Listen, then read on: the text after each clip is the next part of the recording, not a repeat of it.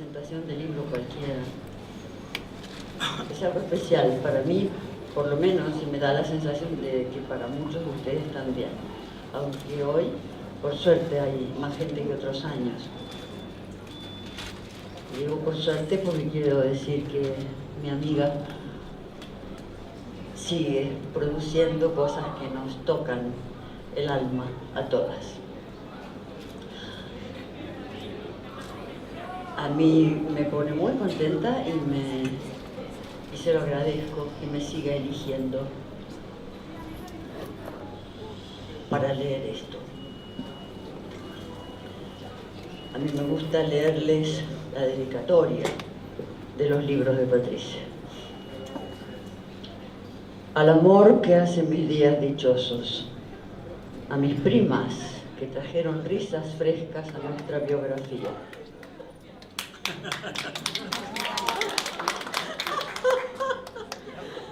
Saluden.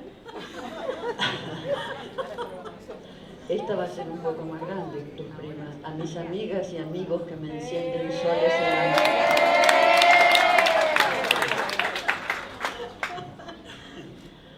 A la familia, soporte incondicional de la vida.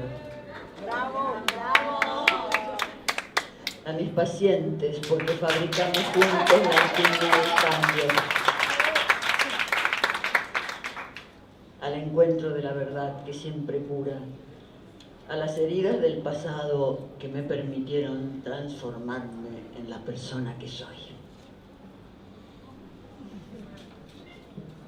La introducción empieza con algo que dijo Gabriel García Márquez. La vida no es lo que uno vivió, sino lo que uno recuerda y cómo la recuerda para contarla. Ahora empieza lo que escribió Patricia. Algunas heridas infantiles quedan grabadas en la historia vital con la fuerza de lo traumático. Son escenas que duelen y que se relatan con la misma carga emocional del momento en que ocurrieron, como si mostraran que el tiempo se detuvo allí. Un momento detenido donde se pararon los relojes, un escenario en el que el tiempo se hizo eterno. Es el tiempo de la angustia, un hueco sin palabras. Es el lugar donde el desamparo, el abandono o la pérdida dejaron una herida. Una marca en lo real que parece no dejar de sangrar. ¿Qué hacemos para no quedar prisioneros del pasado? Crecer con un vacío emocional genera un déficit. Existe una vulnerabilidad, una tendencia, un caminito marcado por el que las personas transitan una y otra vez, consolidando el dolor y confirmando las creencias de abandono, de desvalorización o de desconfianza. Los vínculos fallidos, las parejas tóxicas, la soledad abrumadora parecen ser entonces un destino inexorable. Sin embargo, en las últimas décadas, algunos conceptos de las neurociencias y de la psicología nos regalaron aire fresco. Epigenética, neuroplasticidad, resiliencia. Palabras que encierran una misma idea. No todo está dicho. No hay destino. Podemos cambiar nuestro cerebro, nuestra manera de ver las cosas, de pensar, de ser. Podemos hacer algo diferente con las cartas que nos fueron repartidas. Barajar y dar de nuevo, aunque el mazo sea el mismo. Prisioneros de mandatos y de miedos, atrapados en la telaraña de amores imposibles que no quieren terminar de retirarse de tu pensamiento, prisioneros de padres tóxicos que promovieron la desconfianza y la desvalorización. Una red invisible que te deja inmóvil, con deseos de avanzar pero con las piernas clavadas en la imposibilidad. Una llave que te encierra y no te deja ver que sos la única persona capaz de abrir esa puerta. Las heridas infantiles estarán allí siempre, pero la vida da la oportunidad de transformarlas. Las cicatrices serán el recuerdo de lo que se pudo cambiar. Solo hay unas condiciones necesarias: tener el valor de afrontar las verdades, animarse a dejar atrás los lugares victimizados, haber encontrado a alguien en quien confiar y dar un sentido a lo que pasó. Salir del lugar de víctima será una tarea central para no quedar atrapado en la repetición de escenas dolorosas. Encontrar la manera de salir de la oscuridad y atreverse a cambiar requiere valor y coraje, pero quedarse en la sombra tiene el peligro de vivir con la pena de no haberlo intentado. Algunos heridos no lo logran. Quedarán prisioneros del pasado, encerrados en esa herida que repiten una y otra vez. Otros, en cambio, remontarán sus historias y transformarán el dolor en coraje y orgullo. Saben que la vida está adelante y que las mejores perlas surgen de las heridas de las ostras. Es un libro que lo leí con atención, que lo leí con cariño también, pero el cariño no impidió la imparcialidad, creo. Y me parece un libro excelente. Me parece un libro excelente, me parece un libro que es claro y me parece un libro que, como no es de autoayuda, es terapéutico. No adolece, desgraciadamente, de la mala praxis y la iatrogenia que producen los libros de autoayuda. Es un libro que rescata la esperanza, no la ilusión, lo cual es muy útil. La ilusión tiene un problema fundamental, que después de un tiempo, ¿saben lo que pasa con la ilusión? La desilusión, la decepción. Y la decepción nos deprime, nos enoja, nos lastima. Este es un libro con esperanza. ¿Qué quiere decir que es un libro con esperanza? Que hace un análisis de las situaciones que pueden convertir a determinados momentos de la vida o a la vida misma en algo muy sufriente, pero también propone determinadas, ella lo llama llaves, determinados recursos, determinadas herramientas, determinada labor, determinado trabajo que podemos hacer para resignificar aquello que padecemos y abrir una puerta a un proyecto. ¿Qué quiere decir abrir una puerta a un proyecto? Abrir una puerta al porvenir, a lo que todavía no sucedió y a lo que no tiene que suceder del mismo modo que aquello que nos hizo sufrir, sino de un modo, curiosamente, distinto, diverso y que alcance un nivel de gratificación y de felicidad posible, no de felicidad utópica. Vale la pena que este libro lo presentemos al día siguiente del Día de la Felicidad. Decía Hegel, la casualidad es la causalidad que ignoramos, ¿no? Bueno, podría ser algo de esto. Y esto sí es importante y por eso es esperanza, porque implica labor, pero también porque tiene incluido aquí dos conceptos que son fundamentales, o varios más, por supuesto, yo he elegido algunos. Lo inevitable no es imprescriptible si uno lo resignifica. Es decir, cuando acá aparece las heridas infantiles no son un destino, no es que no haya sucedido aquello que se convirtió en una herida, aquello que pudimos cicatrizar del mejor modo posible. Nunca se cicatriza completo del todo nada, sépanlo, pero bueno, del mejor modo posible para poder tener alternativas. Es decir, la resignificación de lo ocurrido no impide que haya ocurrido aquello que sucedió, pero la resignificación lo que sí puede lograr es que deje de tener la vigencia presente de un modo permanente. Es decir, no nos condena en un para siempre y no convierte a la vida en una serie de irreversibilidades. Que esto es muy importante. Nuestra vida son ensayos reversibles. Y si tenemos en cuenta o tenemos claro la reversibilidad de aquello que nos acontece vivir, nos animamos a ser audazmente prudentes o prudentemente audaces y así poder ensayar y vivir distintas posibilidades y distintas aperturas. Yo creo que esto es una de las claves que está acá presente en este libro. Cuando se dice prisioneros del pasado, tiene que ver con cuándo vamos a decidirnos o cuándo vamos a poder, o si hemos podido o no, justamente convertir al pasado en pasado. ¿Cuál es el problema o cuáles suelen ser los problemas de nuestros sufrimientos, de muchas de nuestras miserias neuróticas? Que aquellas miserias reales que han sucedido en el pasado tienen hoy y permanecen, y les damos una vigencia presente que las convierten en miserias neuróticas. Si nosotros logramos que el pasado quede sanamente recordado, olvidado y recordado como recuerdo y no como vivencia, entonces el presente estará desprovisto de esa contaminación que le impide ensayar el mañana. Esto me parece que es fundamental.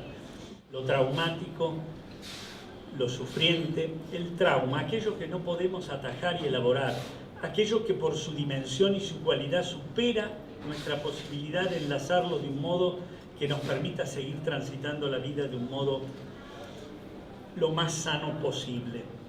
El trauma muchas veces pretende negárselo, pretende encubrirlo, pretenden que uno lo tape, y cuando sucede eso lo congela y lo eterniza. Lo que Pato propone en este libro es algo que se asocia con el descubrimiento y es la verdad. El trauma tenemos que poder hacernos cargo, sobre todo si sabemos que aquello que como trauma quedó reprimido y por lo tanto congelado y con un efecto presente es algo que sucedió, tiene que ver con ese pasado del cual somos prisioneros, y que si ahora lo podemos poner sobre la mesa, descubrirlo en sus matices y sus vicisitudes, podemos encontrar esa verdad, que es la otra palabra clave, me parece, en tu libro, Patricia, la verdad que lo desactive. Y ahí estamos entonces mucho más livianos para recorrer y para enfrentar la imprevisibilidad de lo que es la vida. Mucho de lo que está en Prisioneros lo han comentado mis presentadores. Yo quiero contarles como una pequeña historia.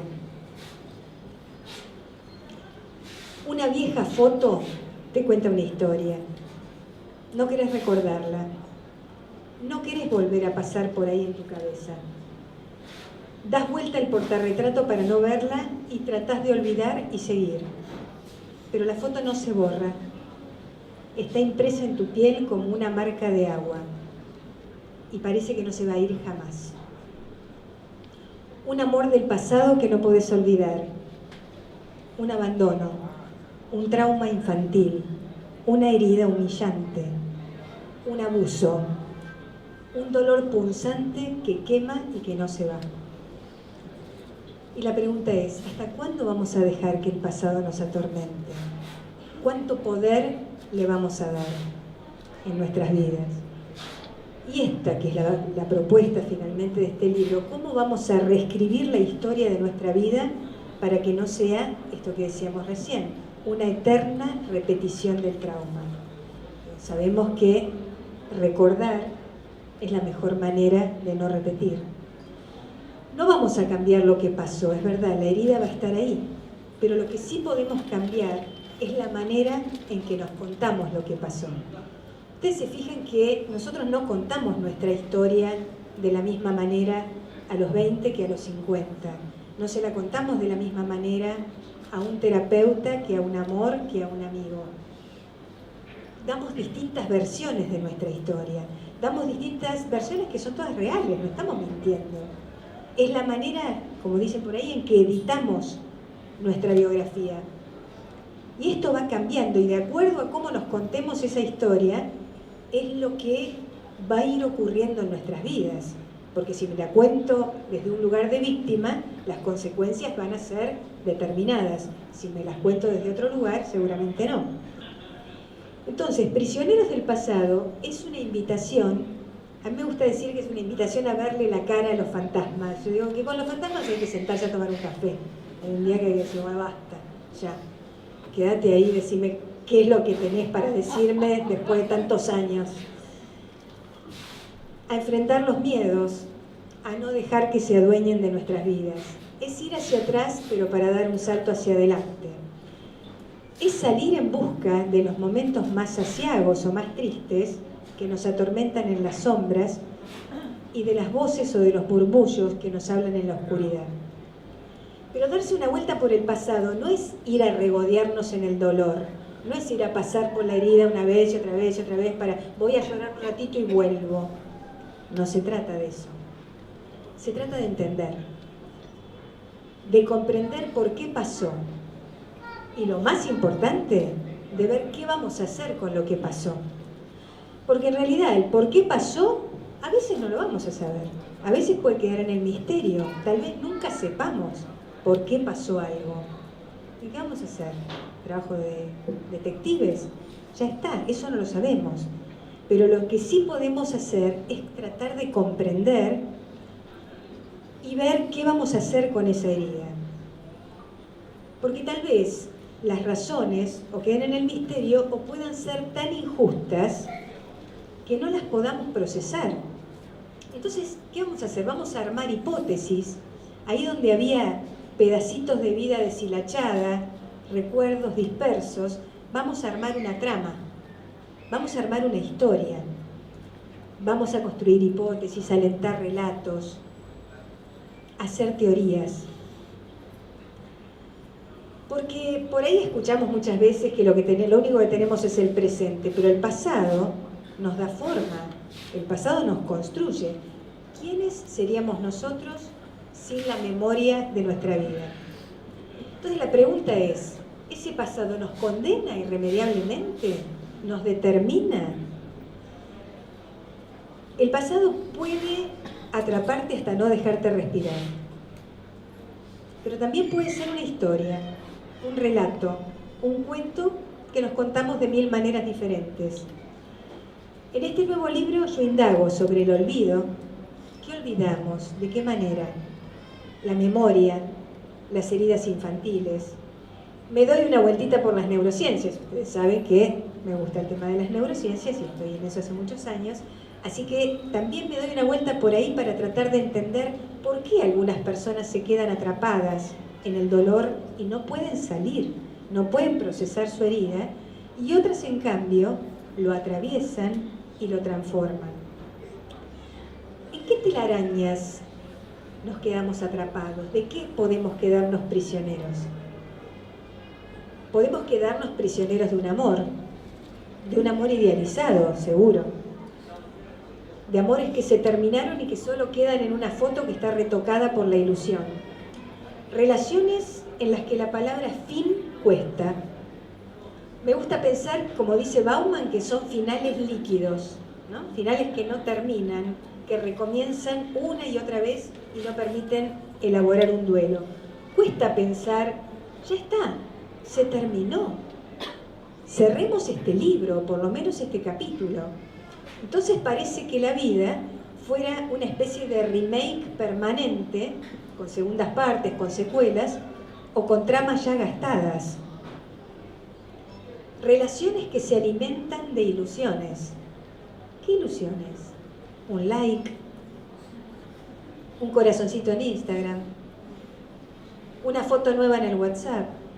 Ah, me parece que cambió la foto porque me está diciendo algo, ¿no? Estos son los nuevos códigos secretos que alimentan relaciones que ya no existen.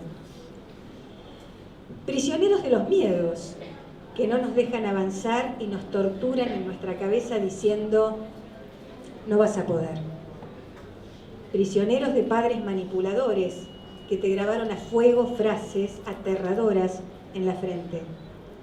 Prisioneros de secretos familiares, de vergüenzas ajenas que se hicieron propias, que cargaste como propias, de esfuerzos por ocultar lo que la memoria se empeña en recordar, de mandatos, de etiquetas que nos ponemos y que hoy ya no nos hacen honor, porque podemos no ser los mismos. Y ese es el desafío, ¿cómo vamos a cambiar con el mismo material que trajimos de fábrica? Y es lo que leía recién Leonor. Podemos barajar de nuevo con las cartas que nos fueron dadas. Las cartas serían nuestros genes. Esto es lo que traemos. Pero ¿qué es la epigenética? La epigenética es todo lo demás y es lo más importante. Es el ambiente, es el amor, es el descuido, es el desamor. Todo lo que haya pasado en ese ambiente va a hacer que se prenda un gen o no. Entonces, con esas cartas podemos cambiar el orden, podemos arreglar la secuencia o incluso dar vuelta a alguna carta y decir, esta no se expresa más. Y finalmente la resiliencia. Resiliencia es un concepto maravilloso, pero a veces se usa mal. Porque resiliencia no es afrontar la adversidad poniendo el pecho y haciéndotela fuerte. No. Eso nos enferma cada día más, porque eso es resistir. Y la propuesta no es resistir, la propuesta es transformar. Ser permeables frente al dolor para que nos atraviese. No le tengamos miedo al dolor.